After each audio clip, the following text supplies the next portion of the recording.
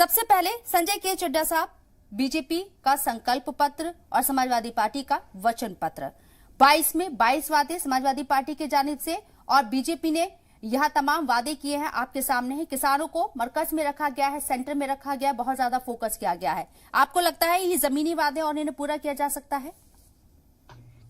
देखिए, कई चीजें यहाँ पे मैं बताना चाहूंगा।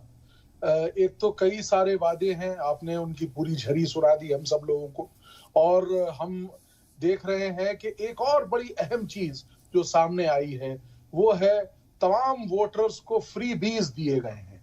डिक्लेरेशन, यहाँ तक कि आप होली दिवाली पे एलपीजी दिया जाएगा, स्कूटी दी जाएगी, मुफ्त बिजली हो गई, मुफ्त खाद हो गई, उन्होंने खास तौर से बताया कितने कितने कट्टे दिए जाएंगे, मुफ्त में 3 करोड़ से ज्यादा टेबलेट्स बांटे जाएंगे, स्कूटी दी जाएगी, न जाने क्या क्या मुफ्त में बांटा जा रहा है।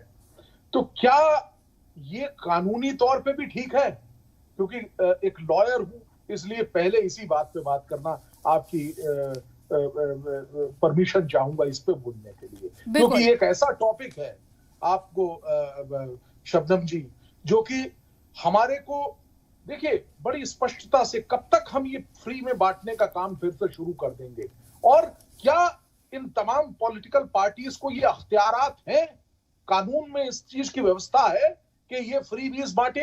तमाम चीजें जो ये मनी है ये कंसोलिडेटेड फंड ऑफ इंडिया से दी जाती है, क्या इनके पास अख्तियारात हैं?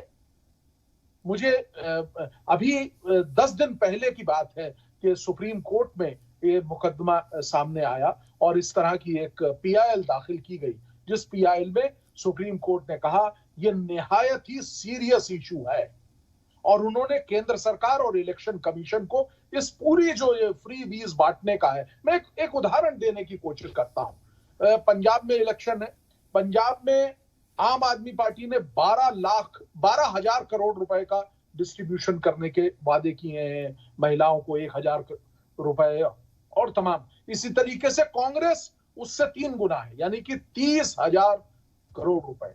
अकाली दल जो कि तीसरी पार्टी है, 25,000 करोड़ रुपए। इतने रुपए का डिस्ट्रीब्यूशन पर साल उन्होंने अपने जो। लेकिन चड्ढा साहब, आजकल की जो सियासत आप देख रहे हैं, मैं साउथ की सियासत से अगर शुरुआत करूं तो ये चलन साउथ में नजर आता था, लेकिन केजरीवाल जब से दिल्ली में आए उन्होंने मुफ्त की सियासत या मुफ्त के तोहफे जो बांटने की उन्होंने कोशिश की है, या ये एक चलन, ये ट्रेंड शुरू किया है, अब वो दीगर रियासतों में भी। मैं देखिए, बड़ी आपके इस बात से ये लग रहा है ना पता कि खोखले वादे भी सामने आ रहे हैं, और एक बहुत इंपॉर्टेंट बात है वो ये है कि इस तरह के खोखले वादे जब हमारे सामने आते हैं तो क्यों नहीं ऐसी एक लॉ बनता, क्यों नहीं ऐसी एक चीज सामने आती कि अगर कोई पार्टी कोई इस तरह के वादे करती है जो बाद में वो पूरे नहीं करती है, मैनिफेस्टो में जो बात कही गई है वो अगर पूरी नहीं होती है तो लोगों को चीटिंग के समान होगा। ऐसी पॉलिटिकल पार्टी के पास न केवल जुर्म, अगर कम इनको बैन करना चाहिए, और अगर आप बैन नहीं कर सकते तो मोटा एक hefty जुर्माना लगाना चाहिए कि जो आपने वादा किया वो आप फुलफिल अगर नहीं करते हैं। पुराने इनके मैनिफेस्टोज उठा लीजिए आप, कोई भी पॉलिटिकल पार्टी हो, मैं किसी भी एक पॉलिटिकल पार्टी का नाम लेके नहीं कह रहा हूं, आज यहां गिनाने के लिए सभी पॉलिटिकल पार्टीज के लोग गिना रहे हैं कि हमने ये किया और ये 1 दिन में नहीं हो गया, 10 दिन में नहीं हो गया, 20 दिन में।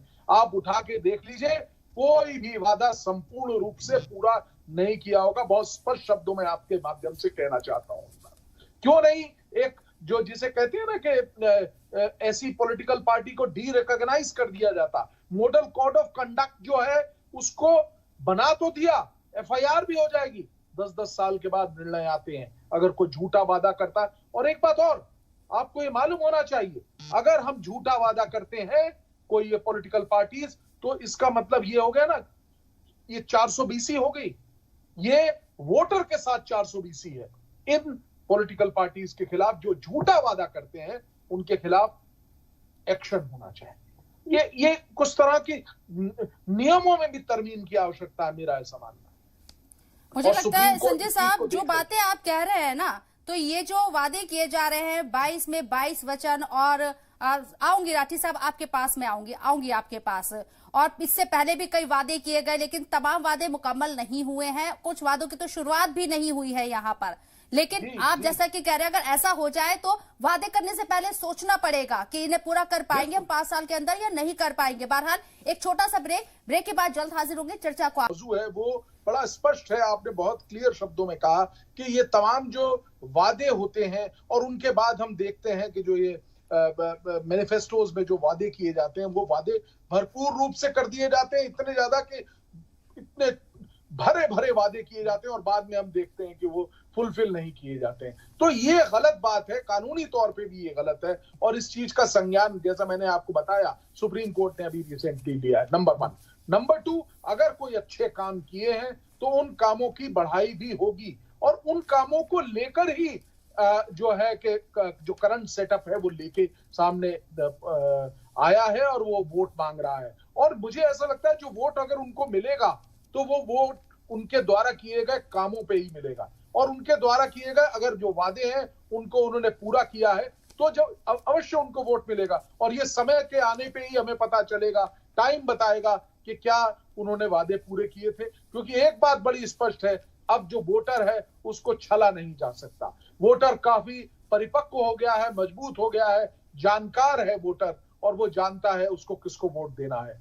इस तरह के छलावे नहीं होने चाहिए और पिछले छलावों को वो वापस रीपे करेगा अवश्य। मुझे एक बात याद आती है, पिछली दफा छोटी सी एक बात करूंगा, गन्ना किसानों के साथ वादा किया गया था कि 14 दिन के अंदर उनकी पेमेंट की जाएगी और अगर उससे डिले होगा, ये 17 में वादा किया गया था, तो उनको विद इंटरेस्ट पेमेंट की जाएगी। कितनी पेमेंट हुई आपको, मुझे, हम सबको मालूम है। आप तो खास तौर से शबनम जी आप जानी जाती हैं कि आप डाटा के साथ आती हैं, आप जानती है इस चीज को, आपने पहले भी इस मुद्दे को चलाया जाता है। महिलाओं की बात हो रही है तो महिलाओं के लिए एक और बड़ा वादा किया गया है। अखिलेश यादव कहते हैं कि केजी से लेकर पीजी तक मुफ्त शिक्षा दी जाएगी, पूरा खर्चा सरकार उठाएगी जो भी खर्चा होगा। इसके साथ ही बीजेपी कहती है कि आप स्कूटी दी जाएगी खवातीन को 12वीं पास करने के बाद, लैपटॉप दिए जाएंगे, टैबलेट दिए जाएंगे। ये वादों की झड़ी है, मुफ्त के ये वादे हैं और ये मिलेंगे नहीं मिलेंगे ये तो वक्त बताएगा। आपको लगता है कि खवातीन जो उत्तर प्रदेश की आधी आबादी है और वो बहुत निर्णायक भूमिका अदा करती है किसी भी पार्टी की सरकार बनाने में, आपको लगता है कि उत्तर प्रदेश की जो महिला है अब वो इन झांसों में आएगी या इन वादों में आएगी या हकीकत पहचानती है?